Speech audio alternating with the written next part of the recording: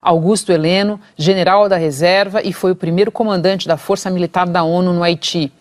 O Exército foi empregado, como o Renato disse, numa situação inédita de intervenção e jogaram as fichas todas na mesa. Tem que dar certo. E o que se espera é que o Exército tenha uma sustentação jurídica e situação operacional que lhe proporcione condições para fazer tudo aquilo que ele é capaz de fazer. O Exército passou 13 anos no Haiti, trabalhando em circunstâncias bastante difíceis. Era uma intervenção, só que era uma intervenção em busca de paz, uma missão de paz, e nós sabemos operar. Agora, nós precisamos ter flexibilidade, nós precisamos ter mobilidade, precisamos ter um respaldo jurídico. E eu tenho muito medo de que isso não aconteça. Não gostei de algumas colocações que foram feitas ontem quando anunciaram a intervenção. Uma delas que me chamou muito a atenção é que o Exército, isso foi dito mais de uma vez, que o Exército não terá poder de polícia. Isso merece, inclusive, que o Poder Judiciário, até o próprio Supremo Tribunal Federal, assuma essa responsabilidade e bote até o plenário lá e vote para que o Exército tenha poder de polícia durante essa intervenção. Senão, nós vamos continuar no mesmo. Se nós não mudarmos o perfil operacional do que está acontecendo no Rio de Janeiro, nós não vamos ter sucesso. E aí é um risco muito grande, que, como o próprio Renato disse, é no Brasil inteiro. Nós estamos vivendo essa situação no Brasil inteiro. O Renato falou, aconteça, é curto, né? É 31 de dezembro, nós temos 10 meses para fazer isso, né? É curto. Além disso, é preciso levar em conta que decidir pela intervenção é sinalizar com uma ação de choque, né? Então, eu ontem ponderei que se eu fosse convidado, não aceitaria, não sou voluntário, mas se por acaso eu fosse o interventor, 3 coisas que eu ia pedir e que talvez não aceitasse, mais ainda, se não me fossem concedidas. Primeiro, regras de engajamento. O que são regras de engajamento? É a maneira de operar. A nossa regra de engajamento no Haiti era uma regra de engajamento altamente flexível, que dava ao comandante da cena, não era o comandante geral, o comandante da cena onde estava acontecendo aquilo, o poder de ferir e chegar ao ferimento letal daquele sujeito que tivesse ato ou intenção hostil. Ou seja, um sujeito armado de fuzil, assaltando, roubando carga, ele passa a ser um alvo. E a partir daí eu posso eliminá-lo. É duro sim, mas é assim que tem que acontecer. Nós não podemos mais aceitar indivíduos andando com armas de guerra no meio da rua, ostentando essas armas e debochando do poder público. Isso a gente não pode mais aceitar. Então, isso aí no Haiti não acontecia, porque eles foram largamente alertados sobre isso. Então, isso é uma campanha de comunicação para que toda a população tome conhecimento. Olha, a partir de agora, o sujeito que estiver armado na rua e tiver em condições de ser alvejado sem que haja efeitos colaterais, ele pode saber que ele está sujeito a isso, né? E quem fizer essa ação está isento de responsabilidade jurídica. Essa é a segurança jurídica que nós temos brigado muito. Melhorou com a história de ser julgado na Justiça Militar. Essa é uma questão interessante, a gente vai a ela. Mas falta. Mas né? fala dos 2 outros pontos que o senhor queria mencionar. Os 2 outros pontos, mobilidade. Eu preciso, esse interventor precisa ter mobilidade para atuar rapidamente, ser proativo, chegar nos locais com facilidade. O Rio de Janeiro é uma cidade congestionada. Se eu depender de deslocamento terrestre, eu não chego. E eu preciso de helicóptero para chegar rapidamente em situações em que é compensador esse tipo de deslocamento, onde eu posso causar sérias baixas nessa força criminosa. Terceira coisa, eu preciso que eu tenha, o interventor precisa ter na mão capacidade de intervir em qualquer ponto do Rio de Janeiro. Não é só na cidade do Rio de Janeiro. Em qualquer ponto do Rio de Janeiro, ele tem capacidade de intervir. Então, ele precisa urgentemente de ter essa mobilidade. Terceira medida, ele precisa ter tropa altamente preparada e, de preferência, que não more no Rio de Janeiro. Tem condições de ter isso? Claro que tem. Se trouxer os nossos forças especiais, são altamente habilitados, eles não são do Rio de Janeiro. Então, termina o vazamento de operações. O vazamento acontece porque quem é do Rio de Janeiro se sente na obrigação de avisar na sua comunidade, avisar para os parentes, e a operação vaza. Isso é invariável. As operações todas vazam. Então tem que trazer gente de fora para que determinados tipos de operações, muito bem preparadas no aspecto de inteligência, aconteçam sem vazamento.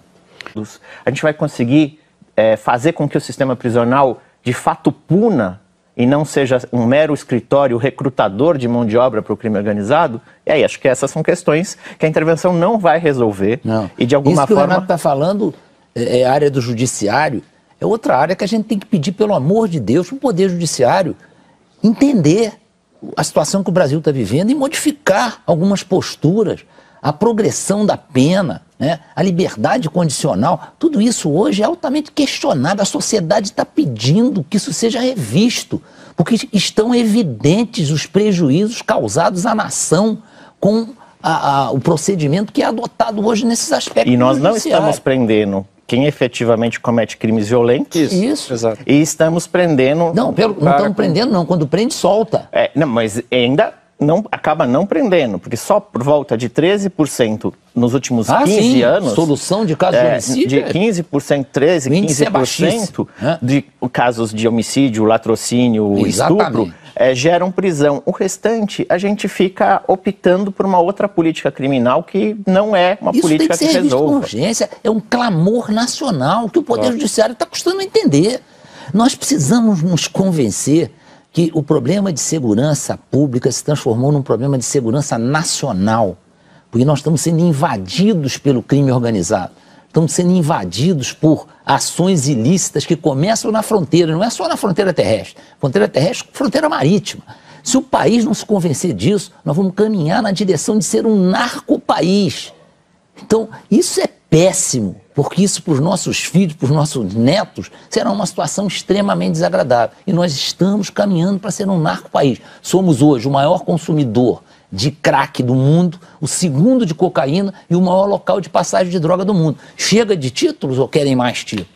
Um esclarecimento em relação ao que ele falou, porque é natural. Quando a gente fala em regra de engajamento, e essa regra de engajamento é uma regra dura, ela é empregada com muito critério, com muita parcimônia. Não é chegar e sair atirando. Né? É preciso que tenha as condições para que eu tenha certeza que vou eliminar bandido.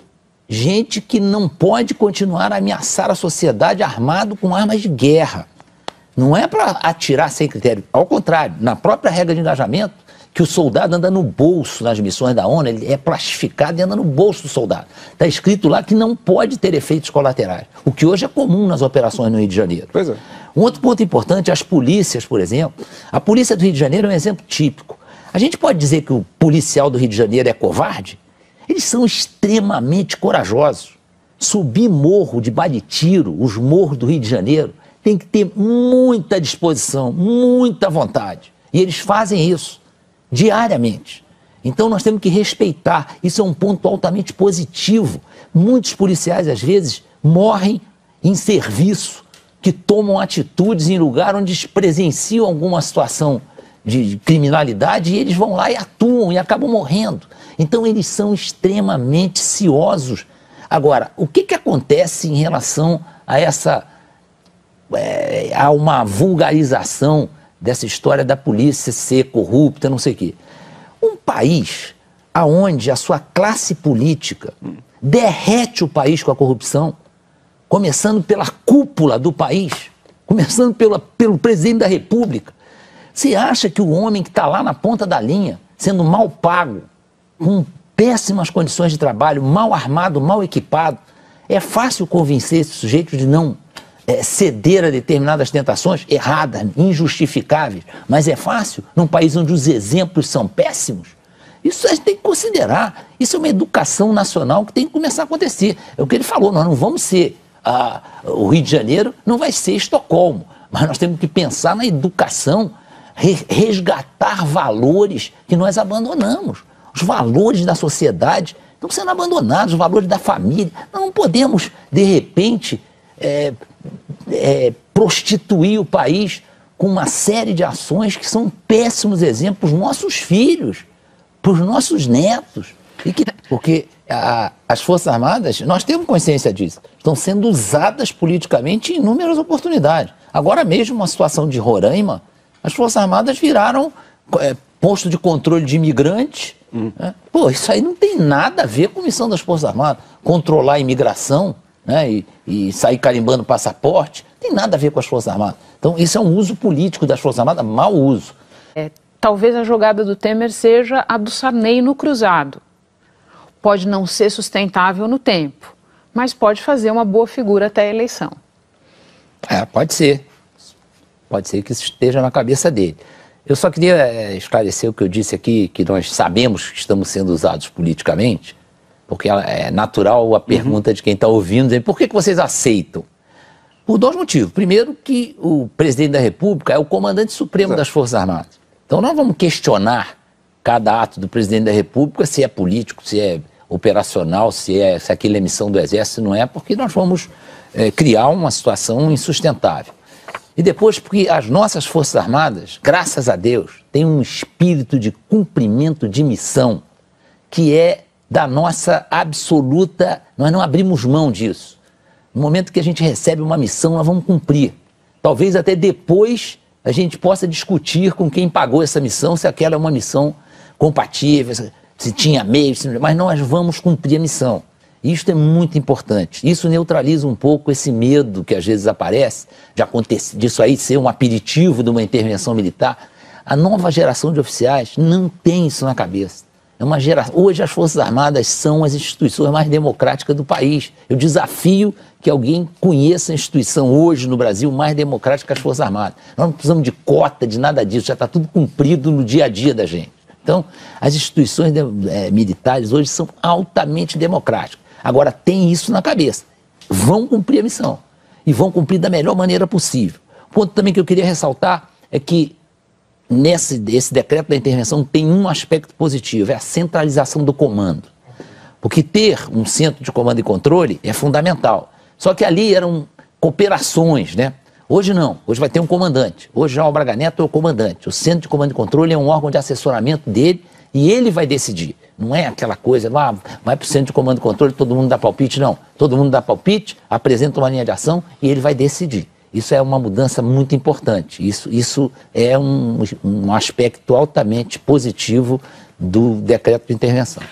Se vocês tivessem que escolher um ponto, no que a gente tem que prestar atenção nessas regras para ver se isso tem condição de funcionar ou se no melhor cenário, Renato, vai ser o que você classificou como uma operação Olimpíada ampliada? Eu gostaria que esses que estão participando da elaboração do como vai acontecer em detalhes a intervenção, lembrassem que é um paciente na UTI que depois pode tratar pela homeopatia. Agora ele tem que ir para dentro da UTI e ser tratado como um doente que está prestes a morrer.